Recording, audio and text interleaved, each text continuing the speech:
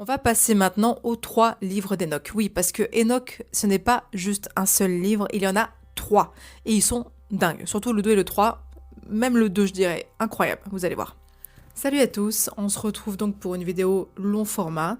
Et aujourd'hui j'avais envie de parler d'un truc absolument dingue.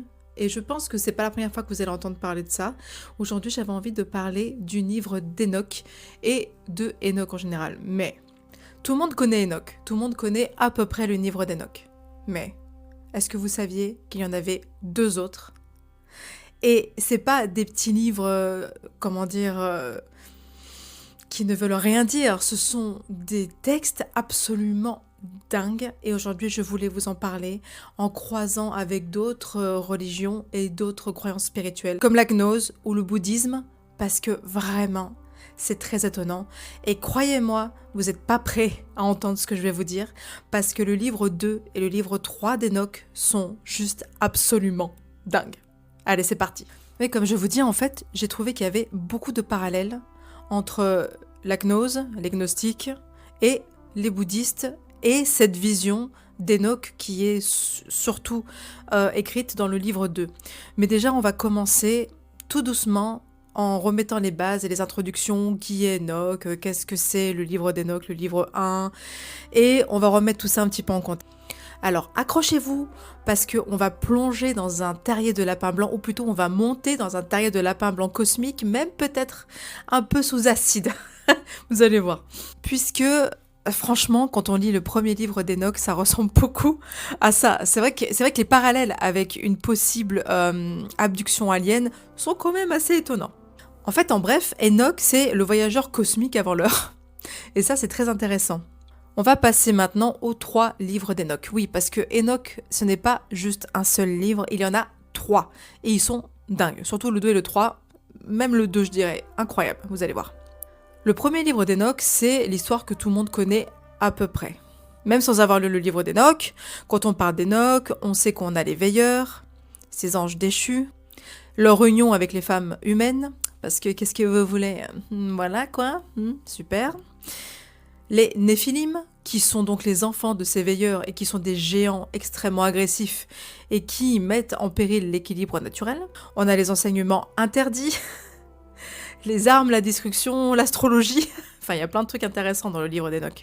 Il y a aussi le jugement des anges déchus. Ça, je vous invite à aller voir plus en détail. Il y a beaucoup de créateurs sur le net qui font des vidéos extrêmement détaillées, bien meilleures que celle-ci sur le détail des livres d'Enoch. Donc, je vous laisse aller voir si vous avez envie d'aller plus loin. Maintenant, on va aller au livre 2 d'Enoch. Et celui-là, franchement, c'est une petite folie, hein, comme diraient les jeunes. C'est une dinguerie. Hein. Non, franchement, moi ça m'a retourné le cerveau. C'est pour ça que je ne pouvais pas ne pas en parler de ce truc, parce que c'est complètement dingue. Parce que le livre 2 d'Enoch, on change complètement de dimension. On n'est plus du tout dans la même sphère, et je trouve ça même assez étonnant qu'on n'en parle pas, que l'Église n'en parle pas, parce que moi, après avoir lu ça, même si bien sûr je vais confronter des points de vue mystiques, des points de vue psychologiques, de croyances, etc., c'est quand même assez bizarre. Enoch, dans le livre 2, traverse 10 cieux, 10 niveaux, guidé par des êtres lumineux. Mais ce qu'il y décrit, ça n'est pas une lumière divine, aimante et chaude, c'est un univers super organisé, presque mécanique et glacial. Il parle d'une lumière aveuglante, mais sans aucune chaleur. Il parle d'anges fonctionnels, presque mécaniques, comme des robots. Il parle même de niveau administratif. Genre, il y a de la paperasse maintenant au paradis, quoi. Il parle de salles, de registres, de rôles. C'est vraiment très étonnant. La description qu'il fait du cosmos ressemble plus à une machine qu'au paradis. À un moment donné, il passe même dans un endroit où il y a des anges enchaînés, punis, à terre. Et ils pleurent quand Enoch passe. Et quand Enoch leur demande pourquoi est-ce qu'ils pleurent et pourquoi est-ce qu'ils sont enchaînés, ces anges répondent qu'ils ont malheureusement mis le divin en colère, Dieu en colère, et qu'ils sont punis à tout jamais. Sympa le Dieu d'amour, hein. Il n'y a pas de chant, il n'y a pas de joie, il n'y a pas d'humain, pas de paradis humain, rien, aucune chaleur, aucun amour, rien. Juste des anges vénères et un Dieu encore plus vénère. Dans un système mécanisé. Le livre 2 m'a fait un drôle d'effet.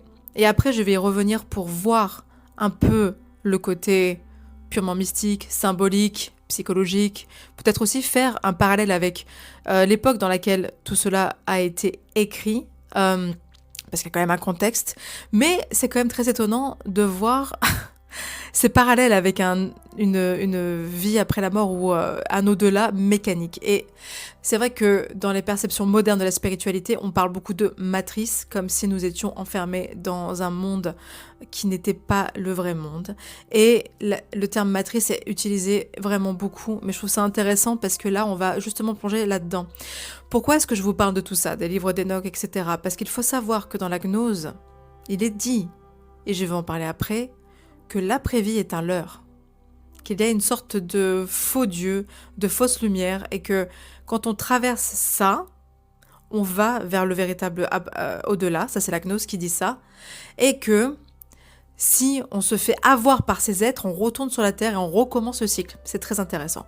Et chez les bouddhistes, c'est pareil. Chez les bouddhistes, on a plusieurs niveaux. 10 niveaux, comme chez Enoch et comme dans la gnose.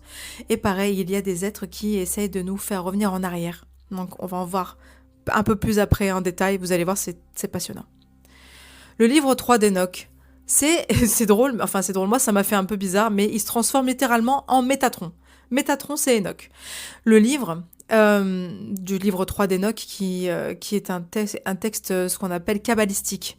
Donc c'est encore différent. Le livre 2 est un texte éthiopien. Donc vous voyez, il y a quand même aussi un contexte là-dedans. Il ne faudra pas l'oublier. Donc il devient Métatron dans le livre 3.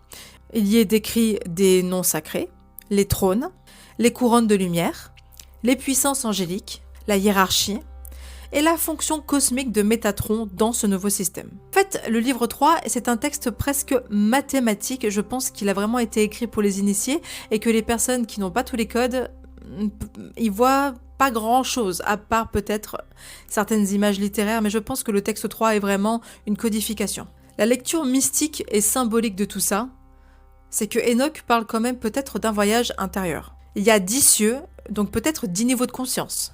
Les anges enchaînés, ça peut être nos forces à nous, nos propres forces figées à l'intérieur. Peut-être que nous sommes nos propres bourreaux et que nous avons nos propres chaînes.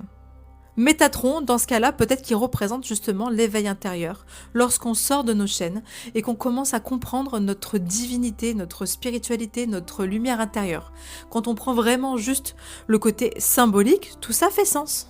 Les visions écrasantes qu'il a pu avoir, par exemple, dans le livre 2, qui, moi, m'ont mis très mal à l'aise, ce côté que l'après-vie, en fait, c'est dirigé par un dieu colérique qui, en plus, fait de la propagande parce qu'il lui dit « repars sur Terre et dis bien aux humains que s'ils m'obéissent pas, ils auront l'éternité de tourment. » Et après, on nous dit que Dieu est amour et lumière. Moi, c'est ça qui me fait vraiment bizarre. Il y a un truc qui cloche là-dedans. Mais ça peut être aussi tout simplement la dissolution du mental. Peut-être que c'était aussi au niveau symbolique une certaine discipline à mettre en place pour pouvoir vivre dans le bien commun. Peut-être que c'est juste ça aussi. Peut-être qu'au niveau symbolique, c'est juste un récit proto-mystique, déguisé, en récit cosmique. Mais ce qui est quand même assez dingue, c'est que faire un récit cosmique à cette époque-là, c'est quand même incroyable. Maintenant, on va essayer de faire la lecture, ce que j'appelle littérale, et peut-être aussi avec une touche de psychologie, parce qu'il est quand même dingue ce texte, je vous le disais. Si on lit littéralement le texte d'Enoch, le texte Dieu d'Enoch, le texte 2 d'Enoch, pardon, Dieu est clairement colérique. Dieu n'est pas amour. Dieu est vengeur. Dieu est calculateur. Dieu est peut-être même manipulateur. Donc c'est assez dérangeant, je trouve, quand on prend tout au sens littéral. Le paradis est froid, il est mécanique, il est bizarre. Il y a même une hiérarchie militaire au sein des anges, ce qui est très humain quelque part. La lumière est écrasante, elle n'est pas chaude, elle n'est pas bénéfique, elle est écrasante, aveuglante, elle fait du mal. C'est bizarre ça. Et les anges robots, alors ça, moi, ça m'a... Les anges mécaniques robots qui sont là et en fait, ils abattent leur glaive sur l'humanité sans regarder les causes à effet, juste parce que Dieu leur a dit. C'est très robotisé, c'est très militaire en fait, cette vision des choses, quand on prend au sens littéral. Psychologiquement, j'ai pu faire quand même quelques liens intéressants, c'est peut-être aussi la projection des sociétés très anciennes. L'autorité verticale, les punitions, la dureté, l'absence de compassion. Je veux dire, Quelque part, il ne faut pas aller chercher jusqu'à l'époque d'Enoch pour voir que l'humanité peut être extrêmement difficile. Même de nos jours, le manque de compassion, le jugement et tout ce qu'on peut voir dans le monde aujourd'hui, les guerres, les atrocités, ça c'est pas nouveau. Donc, dans un sens psychologique, est-ce que ce ne serait pas juste une projection du système humain dans un système de l'au-delà, comme si on ne pouvait pas comprendre autre chose que notre propre système? Donc c'est intéressant de noter tout ça. C'est peut-être juste aussi une projection mystique d'un système très humain. Parce que dans ce cas-là, c'est l'humain qui projette sa vision du monde brutal dans l'après-vie. Et c'est vrai que ça fait sens aussi. Maintenant, on va parler de la gnose. Mais qu'est-ce que c'est la gnose, au juste? La gnose, c'est un courant spirituel très, très ancien. Ça date du 1er ou du 3e siècle, et certains disent que c'est même bien avant tout ça. Donc vous voyez, ça fait très longtemps. Ce serait basé sur la connaissance intérieure plutôt que la foi, et beaucoup de croyances et de recherches alternatives, je suis obligée de dire alternatives parce que quand ça sort du dogme de la religion autorisée ou de l'histoire autorisée, on est obligé de dire que c'est alternatif. Mais dans ces recherches alternatives, il y a quand même beaucoup de témoignages sur le fait que les Esséniens, même Jésus et les apôtres, étaient gnostiques. Donc c'est quand même intéressant de noter ça. Les gnostiques, ils ont une vision du monde où la matière est un piège. Un univers contrôlé par des forces appelées archontes. Des niveaux célestes lumineux, mais froids. Voyez le parallèle? Le vrai Dieu serait au-delà de ces sphères mécaniques et froides, comme une illusion d'une fausse lumière. Et en fait, les gnostiques ont cette vision, cette croyance que ce sont les humains qui portent le divin en eux. Ils sont une partie du divin, ils n'ont jamais été séparés du divin. Les gnostiques pensent à tout ça. Il faut savoir aussi que chez les croyances gnostiques, et on a pu voir ces textes par exemple dans les textes de la mer morte, les évangiles dites interdites, parce qu'il faut savoir, je rappelle pour tous ceux qui me disent encore et encore d'aller lire la Bible, merci, mais j'ai lu la Bible forcément, j'ai même lu le Coran et j'aimerais bien lire la Torah, pas parce que je suis juive ou musulmane, mais parce que j'aime bien. De toute façon, je suis très curieuse, j'aime beaucoup me documenter, mais il faut savoir que le Nouveau Testament a été écrit pendant le concile de Nicée, à peu près 360 ans, je crois que c'est 369 ans après la mort de Jésus, par les Romains. Il y a toujours des contextes dans l'histoire, d'accord? Les gnostiques étaient là avant les Romains. Et les gnostiques, eux, parlent d'un démiurge, un faux dieu, qui aurait été créé par une puissance divine qui s'est loupée, en gros. Et ce démiurge se penserait être le seul Dieu et se penserait seul au monde et aurait créé le monde d'illusion qui copierait le vrai monde divin. Et nous, ding, ding, ding, apparemment nous serions dans ce monde copié qui ne serait pas le monde divin. Et selon les gnostiques, en fait, l'éveil se fait tout au long de sa vie. Comme ça, quand on meurt, on sait exactement où aller et on ne se fait pas avoir pour repartir en arrière dans ce qu'ils appellent l'illusion. Et c'est là que le parallèle avec Enoch et le bouddhisme devient super intéressant. La gnose, quand on prend au-delà du froid, des archontes et du faux paradis, il y a vraiment des parallèles avec Enoch qui sont très intéressants à souligner. Il y a les cieux lumineux et froids dans les deux cas. Il y a des êtres mécaniques, des archontes. Il y a les hiérarchies impersonnelles, presque militaires. Il y a dans les deux cas le faux paradis. Il y a les obstacles de lumière qui font croire que c'est de la lumière, mais en fait c'est des scammers, c'est des arnaqueurs, quoi. Et il y a les zones intermédiaires dans les deux cas. C'est quand même étonnant de voir qu'il y a quand même beaucoup de parallèles dans tout ça. Et quand on compare ligne par ligne, franchement, c'est presque trop bizarre à quel point il y a des similitudes et que personne n'en parle jamais. Maintenant, je vais passer au bouddhisme, parce que vous allez voir, il y a aussi des parallèles avec le bouddhisme. Ce qu'il faut comprendre du bouddhisme avant de commencer, c'est qu'il y a déjà, dans le bouddhisme Mahayana, il y a 10 étapes, 10 chemins. Ce chemin d'éveil, donc, il est en 10 étapes. Ça s'appelle des bhumis. Mais je ne sais pas si je le dis bien. Bhumis? Je crois pas que je le dis bien, je suis désolée. Et chaque niveau, il y a un peu plus de sagesse et un peu plus de lumière. Les plans de réalité de cette vision-là sont habités par des devas, des êtres lumineux. C'est une vision où les mondes célestes ne sont pas le but, justement. En fait, le nirvana, c'est l'état ultime au-delà de ces formes. Et ce qui est intéressant aussi dans le bouddhisme, et c'est complètement dingue, c'est qu'il y a une zone dans ces cieux où il y a des êtres qui vont nous faire peur, qui vont nous dire qu'on est nul, qu'il faut repartir sur la terre, parce que ci, parce que ça, mais c'est qu'une illusion. Et en fait, c'est une sorte de dernier boss du game. Et après, quand on arrive à passer ce démon, cet être, cette noirceur qui apparemment va nous parler de nos plus grandes peurs et va nous, nous faire, comment dire, nous forcer par peur, par culpabilité à retourner en arrière. Si on passe ça chez les bouddhistes, on atteint le nirvana, le vrai nirvana.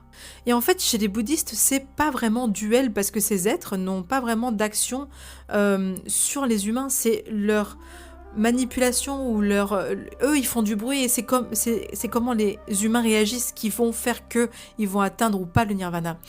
Et en fait, il n'y a pas vraiment de jugement non plus chez les bouddhistes parce que si tu repars en arrière, c'est pas grave, c'est que tu n'étais pas prêt. Et donc, chaque vie t'apprend un peu plus à avoir cette introspection intérieure pour passer ces fameux êtres pour aller vers le nirvana. Vous voyez où je veux en venir maintenant? Donc, dans tous les cas, on a 10 niveaux, une avancée d'éveil qui commence quand on est vivant et qui se poursuit dans l'après-vie, avec une sorte de zone trop bizarre où il y a des choses un peu fausses, un peu mécaniques, et ensuite, si on est bien ancré dans sa spiritualité même après la mort, on passe de l'autre côté vers le véritable, vers la véritable lumière selon tous ces textes-là. Maintenant, je vais parler des parallèles qui sont quand même assez troublants entre Enoch, la gnose et les bouddhistes. Il y a les 10 cieux chez Enoch, il y a les 10 niveaux chez les bouddhistes, et il y a les 10 niveaux chez les gnostiques. Il y a toujours cette montée progressive et la lumière, elle est croissante. Et en fait, ça dépend de notre niveau d'éveil. Il y a les anges fonctionnels, les archontes gnostiques et les devas qui essaient de nous faire peur, ou ces êtres un peu bizarres qui essaient de tester notre ancrage spirituel chez les bouddhistes. Il y a le paradis glacial, ce faux royaume dans les 3 cas, qu'il faut justement contrer, ou plutôt qu'il faut passer, sans aucun doute, pour arriver à la véritable lumière divine. Il y a les anges enchaînés, et chez les gnostiques, il y a ce qu'on appelle les éons, qui sont détournés. C'est comme s'ils étaient bloqués, une force était bloquée, quoi. Ensuite, on a Métatron chez Enoch, et on a le Bodhisattva ultime chez les bouddhistes. C'est, encore une fois, la transmutation d'un être en être de lumière. Peut-être qu'il revient vraiment à sa forme d'origine, suivant ces textes. Et ensuite, il y a ces lumières. Il y a d'abord les lumières aveuglantes qui font pas du bien, mais au-delà de ça, il y a la véritable lumière, la lumière divine, la lumière qui fait qu'on redevient une partie du divin dans tous les cas. Ce qui est quand même intéressant et même un peu surprenant ou bizarre, c'est il y a quand même beaucoup de parallèles. Alors, encore une fois, vous savez bien qu'ici, que ce soit sur TikTok, dans tout ce que je fais, je ne dis jamais que j'ai la vérité absolue, je vous donne juste des choses, des recherches que je fais. Je parle de certains sujets, c'est juste pour qu'on commence à avoir peut-être une conscience un peu plus élargie que sur des textes dans lesquels on a été élevé, comme la religion, etc. Et quand on se penche sur Enoch, c'est absolument incroyable. La modernité, mais aussi le parallèle avec des textes anciens oubliés comme les gnostiques, des choses comme ça.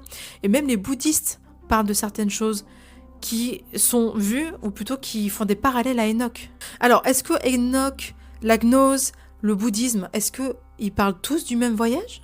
Ou alors est-ce que tous les humains de la Terre, ils ont touché à une vérité intérieure? Est-ce qu'on a tous un peu, tous sans le savoir, une peur de se tromper dans nos croyances? Est-ce qu'on a peur de se faire avoir dans l'après-vie, un peu comme une angoisse collective qu'on n'a jamais pu nommer? Est-ce qu'il se passe quelque chose au-delà de tout ça? Est-ce qu'on est baladé dans l'après-vie? Ou est-ce que c'est juste quelque chose de très religieux?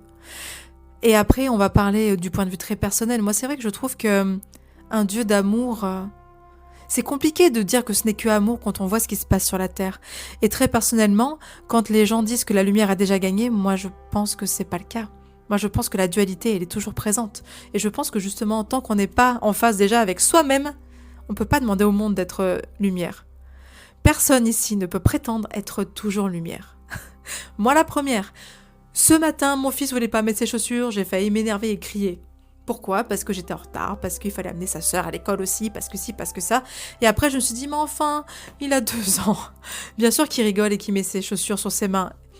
Et après, j'ai rigolé et c'est passé, mais c'est pour vous dire que celui qui arrive à dire qu'il est entièrement en lumière, je veux qu'il nous donne son truc et astuce, ses smoothies qu'il se fait tous les jours, parce que, très honnêtement, on n'est pas à ce stade-là.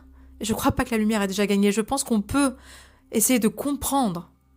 Est-ce que ça va être au travers de textes anciens comme ici? Est-ce que ça va être dans d'autres choses, de la divination personnelle, des croyances, des religions? Je pense qu'on essaie tous de comprendre ce qui se passe, mais il y a quand même beaucoup de textes qui font écho à quelque chose d'autre. Peut-être que c'est pas si simple que ça à l'après-vie. Et après, je vais juste faire un petit parallèle avec les EMI parce que j'ai trouvé ça intéressant. Il y a de plus en plus de EMI parce que maintenant les gens parlent quand ils ont eu des expériences de mort imminente. Et apparemment, même moi j'en ai fait une, je pensais pas que c'était ça. Je pensais que les EMI, fallait mourir. Moi, je suis pas morte. Si vous voulez savoir de quoi je parle, allez voir ma vidéo sur Je réponds à vos questions. Parce que j'ai parlé de quelque chose qui m'est arrivé il y a pas très longtemps et qui m'a donné beaucoup de preuves de certaines choses. Voilà, je vous dis ça. Les EMI, ce sont des personnes qui traversent la mort et qui voient des choses. Et très souvent, ils parlent d'amour, de réconfort. Donc ça me rassure. Je me dis peut-être que nous sommes plus enclins à croire un Dieu vengeur. Du coup, est-ce qu'après la mort, on ne passe pas directement à la véritable lumière? Est-ce que peut-être que nos ancêtres, à l'époque d'Enoch, voyaient quelque chose de guerrier parce que c'était tout ce qu'ils connaissaient au quotidien? Donc je trouve que c'est quand même positif, mais ça porte à réflexion. Ça porte à réflexion qu'il ne faut pas peut-être regarder que les textes dans lesquels on a été élevé. Il faut peut-être regarder autre chose, tous les textes du monde entier, et surtout lorsqu'il y a des choses qui font écho. Voilà, c'est tout pour moi aujourd'hui. Dites-moi dans les commentaires ce que vous en pensez, si vous trouvez ça dingue ou pas, et je vous retrouve très vite. Au revoir à tous.